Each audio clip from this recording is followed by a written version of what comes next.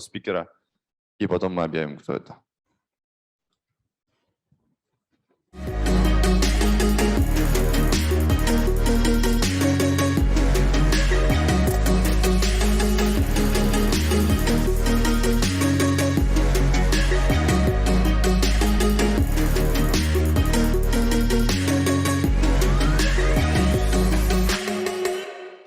С огромным удовольствием я приглашаю на эту сцену нашу следующую гостью. Это Alyona Koshkina.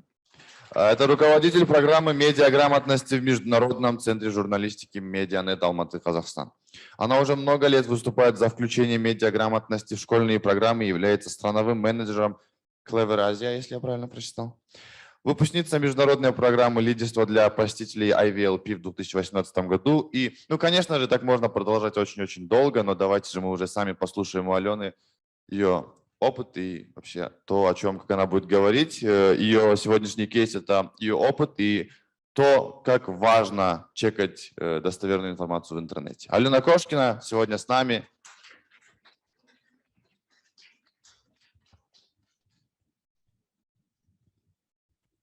Hi everyone, my name is Alyona Koshkina and I'm not going to speak a lot about myself because our great presenters said everything about me, I think, and it's nothing to say. I'm just going to tell you that fact-checking is the new black in Central Asia, and I'm sure it is like that. I talked a lot to you during coffee breaks, during lunch times, and I found out that actually not so many people here know a lot about media, and not so many people know a lot about fact-checking, but I'm sure that many of you can translate these two words, fact-checking, and can understand what it means, right? So any ideas in Russian or English, please? Who wants? Please.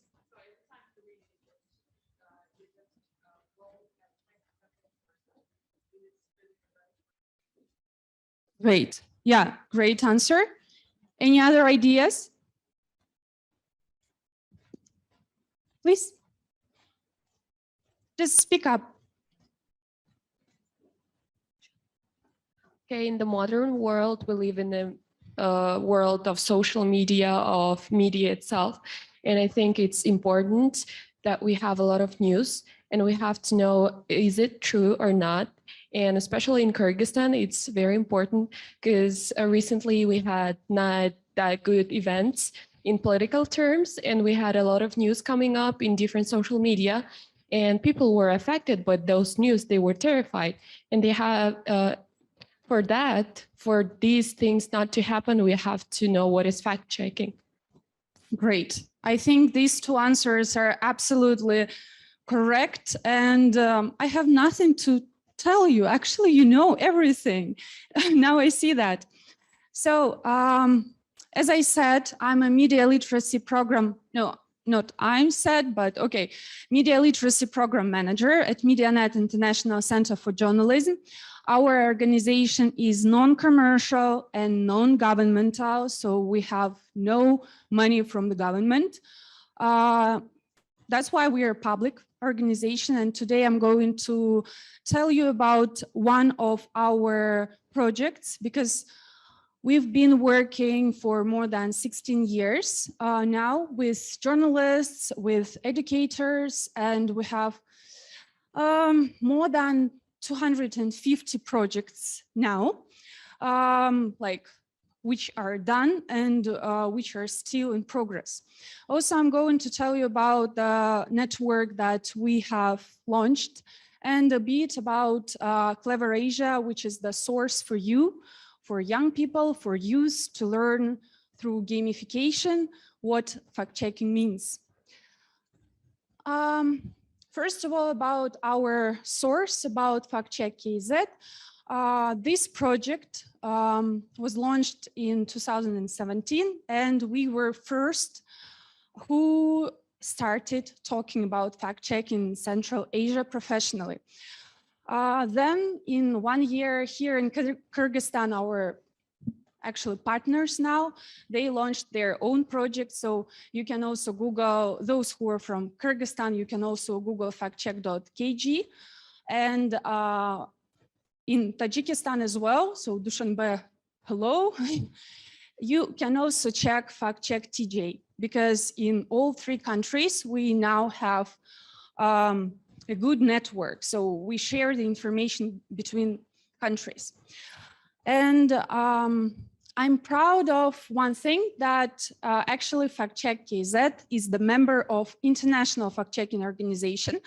There are so many countries, so many sources, fact-checking sources all over the world, which wanted to be the member of this organization, because they have really strict criteria, they have really strict rules, and only following these rules we can be the members of this organization. And also one of the criteria is that we cannot have money from the government, because only in this way we can be independent. And I want you to know that actually in IFCN, international organization, there are so many countries, as I said, so many fact-checking organizations, but all of us have absolutely different challenges. Because just imagine in the US, what is the level of freedom of speech? And what is the level of freedom of speech here in Central Asia? So you can understand this, right? So the challenges are absolutely different. The problems can be different because of that. So we decided that this is the time to organize our own network and gather and collect all together, the sources, the fact-checking organizations which have same problems here in Central Asia and in Europe. Those countries which are, let's say, in the red zone of freedom of expression. So we organized Eurasian fact-checking and media literacy network, and now there are 20 plus organizations there, of course, FactCheck KZ, KG, TJ, plus organizations from the Ukraine, from France, Germany, from Russia, 2 or 3 organizations. So all of us now share the information, share the sources, share what we actually have, because only all together we can overcome a lot of challenges. That is a pity that I cannot list some websites to show you, but you can do that right now. I'm fine with that. I know that you are checking what I'm saying, not just, using WhatsApp. So the question to you, why you think fact-checking now is a trend in Central Asia? Why not like before or maybe later? Because in the world, it was trend for many, many years, and in Central Asia just now. What do you think? Any ideas? Please. Speak up. Because previously, if we had only the TV and the government used to kind of control all that, people used to receive all the information from the one source. But right now, like everyone can write anything on it. And especially the older generation does not really check the facts that the information that they receive, and they like kind of believe everything, I think. Actually, this is a big problem, So people just share the information or create the information themselves, but not checking that at all. So I know that many of you now like checking social networks, checking your WhatsApp, Telegram, and you see these links, a lot of links you know, share this link with 10 people and you can get Adidas, I don't know, some boots, yeah? Share this information and you'll be lucky. Remember these letters? Yeah, so, and we know how many people, elderly people, they share the information in their chats, like house chats or parents chats all the time. And then there is this hysterical information that, you know, now you should close all the windows because there are some helicopters over there and COVID now is everywhere, beat disinfectors, and so many information now. No one is checking. Okay, not no one, but almost no one is checking that. In those chats, WhatsApp chats, everyone is just starting writing these hate comments, yeah? So this is a challenge for us, for all of us, I mean. That's why it is becoming a trend, because social networks now are on the top. And now I want to tell you a bit about our step-by-step way, why we started that, how we started that, because when you're the first in the country and in the region, it is hard to start because you don't have anyone to show you how to do that. So that's why our director gathered some of the journalists from Kazakhstan and said, we should learn these tools, we should learn this information from those who are professionals, who have this experience for many years in other countries. So the group of journalists went to Ukraine because that time they had and now as well, they had very good journalists, investigators, and fact checkers. But that was not enough to have some workshops with Ukrainian colleagues. We also thought that we need more information. And actually here in Kyrgyzstan, in Issyk-Kul, we organized a big workshop for Central Asian journalists from Kazakhstan, Tajikistan, and Kyrgyzstan, and learned for a week how to fact check. Our great trainers, speakers were very experienced. That time, one of the teachers, let's say, he worked for Bellingcat investigation organization. I know, I can see that some of you heard about that, right? Bellingcat, this is a great organization. They have, let's say, like home offices all over the world. Now he works for New York Times. A great person who shared with us how to fact check professionally, which tools to use to learn about some information more and more. Because before we were just Googling, Yandexing, let's say, yeah. We didn't know how to find official websites. We didn't know which websites can be official, where the information is correct. Yeah, we didn't know, we Googled and that's all. So the more fact checks we had in our launched project, the more popularity we had. And we thought that we cannot be the only one who can check the information, because media, they verify the information and it's different. Fact checking, when you check the information after publication, after TV program, after some, let's say, minister said something. Verification of information that every journalist should do is when he or she checks the information before posts, before publishing this information. So it's a bit different, it's a lot different. So we started organizing trainings, workshops, offline and online for journalists. And then we thought that maybe journalists are not going to use that at all. And we thought about students of journalism faculties. And that was what we wanted.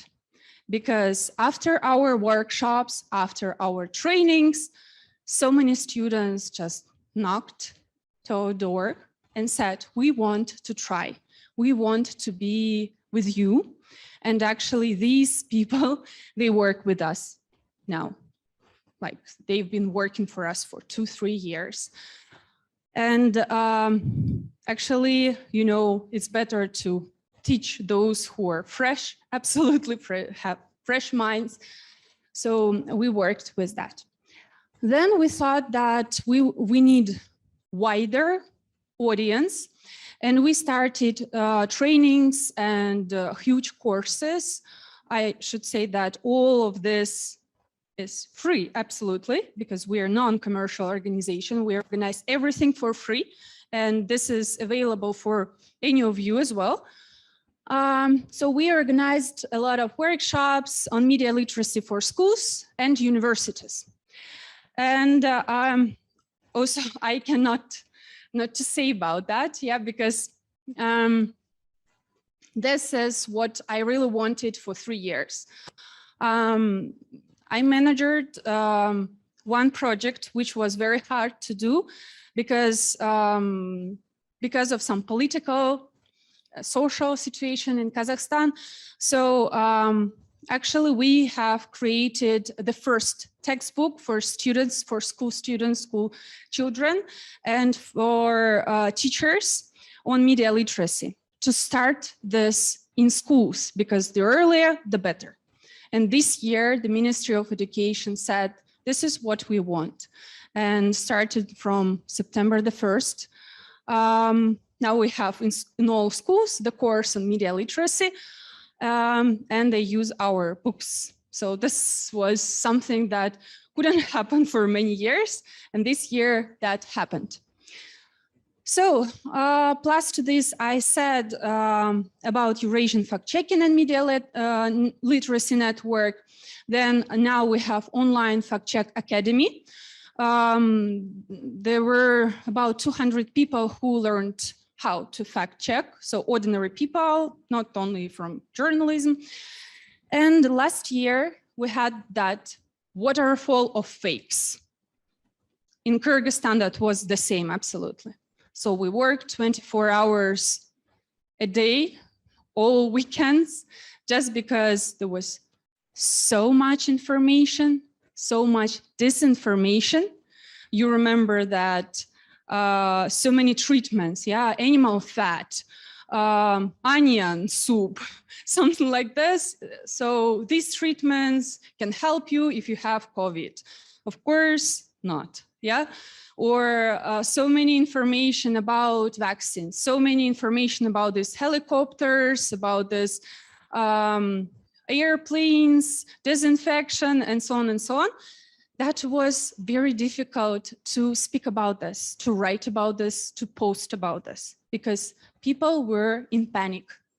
And that was easier for them to think that some information that their friend of their, I don't know, parents' friend, someone else said, yeah? And for me as well, because I was in panic as well. That was my first experience and your first experience, yeah, with such information, a lot of information. It was hard to understand what is fake and what is not. And I can say that last year, if we worked a lot, if people wanted a lot of information which is checked, people wanted to learn about this, like checked information a lot. So fact-checking here in Kazakhstan, as well as in Kyrgyzstan and other countries, became very popular.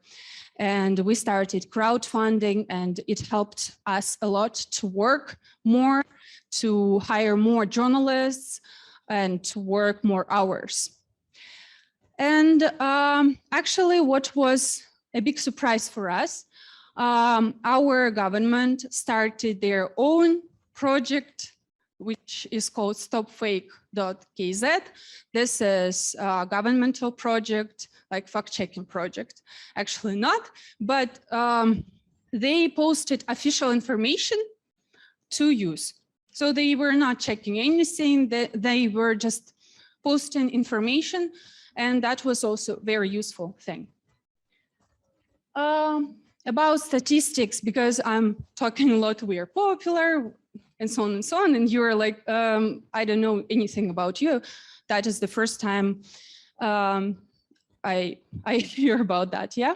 So now on our website, factcheck.kz, we have 1.5 million readers and 3 million views a day. On our Telegram, factcheck.kz, this is a Russian channel. We have 8.7 thousand followers, and Kazakh Birgetix Rek 1.1 thousand. So that is fine for Telegram, because actually in Kazakhstan we mostly use Instagram. But on Instagram we also have 2 pages, so you can follow them if it's interesting. But mostly we have there some announcements, and it's better to go to the website to read more. What we do? Actually, we do not only fact-checking, where we check media materials or officials' public statements, but we also do promise tracking. So that is, for example, some Akim said that till the end of the year, by the end of the year, he is going to build, let's say, 10 new schools, yeah? In the end of the year, we just check if it was like that or not. So this is promise tracking. That was just an example. Then we do debunking. That means that there is some narrative, there is some message or information, and audience, people are talking about that a lot, and we actually check it. And propaganda deconstruction, I think this is clear. Some propaganda narratives in the media, and we write about that. So someone is saying, let's do this, this, and that. Like usually it's Russian propaganda in Kazakhstan, which is also a challenge for us. How we evaluate this different materials, yeah? We have some verdicts, which is, of course, truth. Half-truth, that means that some information was truth, some information is not. False or fake, then manipulation. Manipulation is very popular right now when media, they write about something, they compare, as I usually say, something soft and something cold. You cannot compare these two things because it's impossible. So, and no verdict. Sometimes we should put this verdict, no verdict, because there is no information about that.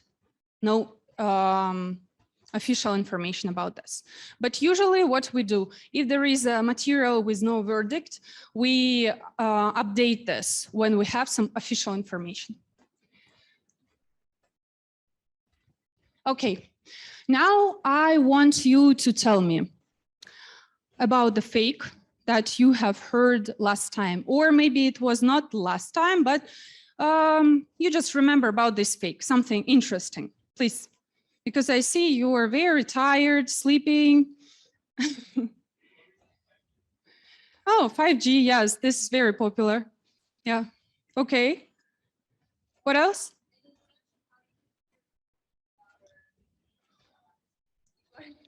Oh, yes. Actually, that was very dangerous. Yeah, you know that one journalist tried that and he died.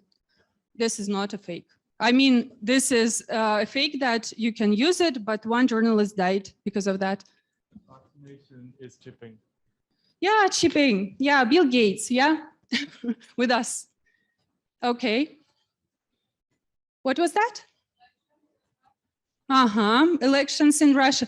So there actually, we could see a lot of videos. Yeah, fake videos and fake people, I would say, making that. Anything else? That's all? Okay. I'm sure that you are reading a lot of information, which is disinformation, but you are not checking that just because you are not very interested in this information. You're just, oh, this is yellow pages, and go to another post, yeah? But when I asked the first question, some of you said very good thing. What to do to check the information? Some steps, because I'm sure you know that. The first step, I'm not saying that you should check like all the information, yeah? But something that you really need. First, what should you do? What was that?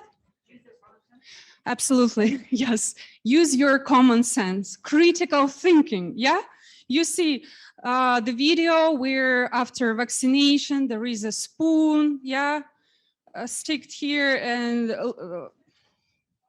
please use your critical thinking, okay? What else? Google, okay, how? Just Google and the first line, the first link is the truth, right?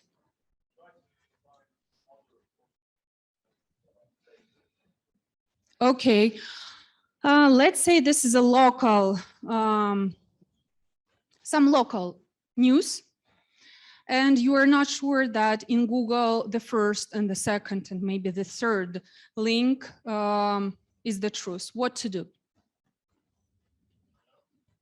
Okay, go down. What else? Official sources. What kind of official sources we can use?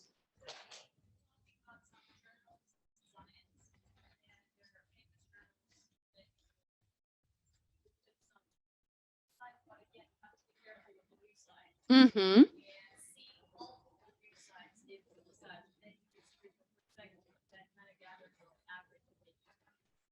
Absolutely. So you should compare the information with official websites. Remember that about, let's say, vaccination or COVID, there is an official website, international one. Which one? Yeah, the World Health Organization. Yeah, if you know English, it's easy for you to check the information there, because many journalists, they don't know English very well. They don't check information there, or they translate something and manipulate with the information. Plus, to this, there are a lot of statistical websites, and I want you to use them as well. For example, in Kazakhstan, we have StatGov. So only official ones, but critical thinking is the first thing. The second thing, multiple choice of sources. And please don't read only in Russian or Kyrgyz or Kazakh. Read in English as well. Yeah, check the information everywhere from different international, American or British websites, TV, and so on. Actually, I have a lot to tell you, but we have not so much time. That's why I would be happy to answer your questions, and then we'll go for lunch. Yeah? Yep. Okay. Hands there. The first hand was right there. Yep.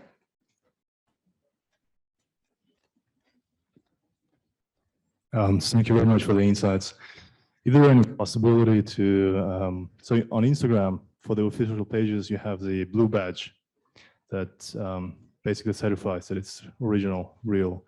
Can you develop, I don't know, maybe AI integrated system, which would be integrated to the websites of other news agencies? And on any news article, there would be that kind of blue badge that would certify that this information is actually real. That is a great question. And one thing I would add, remember that on Instagram, we have this blue badge. It means it's official page. That's great. But please don't believe in everything that these people are saying. If you know Victoria Bonia, maybe someone saw Dom 2 or something like this, So she said last year that vaccination is the evil, so please never go to get your vaccine and so on and so on. Just 2 days ago, she got vaccinated.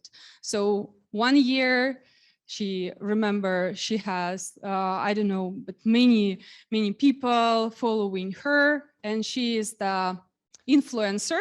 Yeah, but it's, there is no right that she has to tell you what to do. Yeah, you should, again, use critical thinking, please, and analyze the information. About your question, that would be good if we can have these labels on the news that this is original one, this is not, but unfortunately now we cannot do that because we have this democracy, freedom of speech, and so on. So everyone can open their own media, but it's your right to analyze it. If you see huge banners with the information which is fake, usually it's clickbait information, don't go to this website. Usually those websites, news websites with banners, they have some advertisement, yes, but not clickbait information. You know, clickbaits, something, I don't know, drink coffee and you live 200 years. I don't know, something like this, yeah? Don't use these websites, okay? Thank you very much. We have the next question from Almaty, and then we'll come back here. Okay. Dushanbe или Almaty? Okay, first Almaty and then Dushanbe. Can you hear us? Yes. Hi, Alyona. Thank you so much for telling us about your organization. Fact-checking is very dear, a topic that is very dear to my heart, and I have two particular questions for you. As you are aware, regarding the conflict that happened in the border between Kyrgyzstan and Tajikistan, as I'm a native of Tajikistan, but I was not in Tajikistan during that moment, so I was looking through the media coverage as well as the government statements. So those were two completely different stories. So I was wanted to ask, did you cover this situation? If yes, how were you able to fact check the stories that were telling two different sides? And my second question is, you mentioned that you fact check the government official statements, and if you do you do it on the executive level? Do you fact check the statements that are done by the presidents as well as ministers? If you do, how do you distribute the results that you find? Because we all are aware that most of the media sources in our countries are controlled by government. Thank you. Thank you for the questions. So the first one, yeah, about the conflict between Kyrgyzstan and Tajikistan. We had a material, but it was not fact-checking because it was very difficult to do that. So there are some articles about this on FactCheck KG, so you can read them because this is not our material, so you can check there. And the second question about checking the statements of officials. We have some fact checks of our former first president of Kazakhstan and Mr. Tokayev, yeah. And of course, the ministers, there are plenty of fact checks of ministers, TV programs, so like statements from there. We're just publishing them because we're independent organization. And to be honest, of course, we have got a lot of calls from there to delete this information, but we have never done that. It's on the website, you can check this. Thank you very much. The next question from Dushanbe. And one more question from YouTube, and that will be it. Dushanbe, can you hear us? Yes, can you hear me? Yep. Okay, my name is Umejon. I'm QMEP alumni 2016. Good to see you all. I had a question regarding fact-checking. There's an opinion that fact-checking started off very well, but then it might have turned into a information suppression tool. For example, how can we know whether the actual fact-checking is not hiding the opposing opinion? Because the idea is to have open information, as you might, I think, mentioned that, for people themselves to make opinions, right? So I think that there's a lot of growing opinion among people that we cannot actually trust the markers that says fact-checking these days. And personally, what would you suggest? What's your opinion on this matter when, for example, on Instagram, they show a lot of fact-checking below the post? What is your trust level for those posts? Thank you. Okay, great question. First of all, I should say that we never check opinions because every person may have his or her own opinion. We check only facts. We check only the information, which is what, where, who, when, and so on. So never checking opinions. These people with opinion, okay, they can have it, why not? The second thing is that the composition of each article on our website, factcheck.kz, shows the links where we found the information to prove the fact. So you can follow these links or you can check it by yourself with your own sources. And if you think we are not right, you can email us, because there are so many emails we are getting every day saying this is not truth, this is manipulation. And actually we have this open discussion, and then we show the information where we found that, official sources, and usually we are right.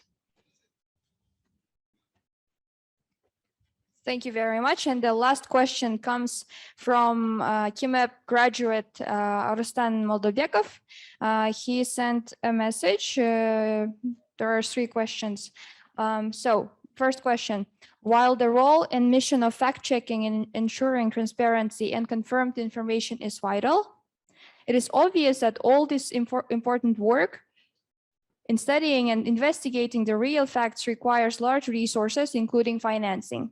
Given that the organization is non-profit and has no commercial substance, that there is no government support, what is the primary source of finance to support the operations of the organization?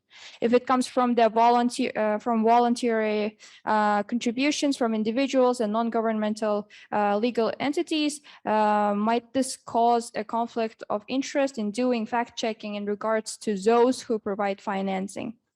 And second question, while Can I answer this one first? Yeah. Okay, so this is also a very good question. I really love your questions. They're just great. So yes, we are open about that. I mean, we are transparent about this. The first thing is, as I said, no money from the government because we are independent. The second thing is we have donors who support us. The main donor now is Soros Kazakhstan, but we have like the contract with them that they cannot, they must not, let's say, dictate us what to do, what to check, and so on. So we have this paper. Plus to this, we have some funding from British Embassy in Kazakhstan and crowdfunding. So this is funding from volunteers, as it is in the question.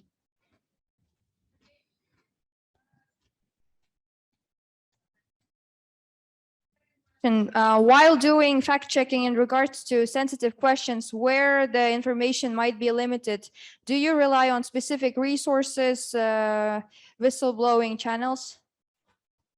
Like whistleblowing channels? Yeah, it's clear, but it's kind of, okay. Can you repeat the first part? Because while doing fact-checking in regards to sensitive questions where the information might be limited, do you rely on specific resources, No. for example? of course, no yellow pages. If there is no information, there is a verdict, no verdict, because there is no official information on that topic. So we update this article when we get official letter from the government, from official source. Okay, thank you very much, Alyona. That was the Welcome. last question. Thank you. Thank you for engaging the audience. Okay, so now we have lunch.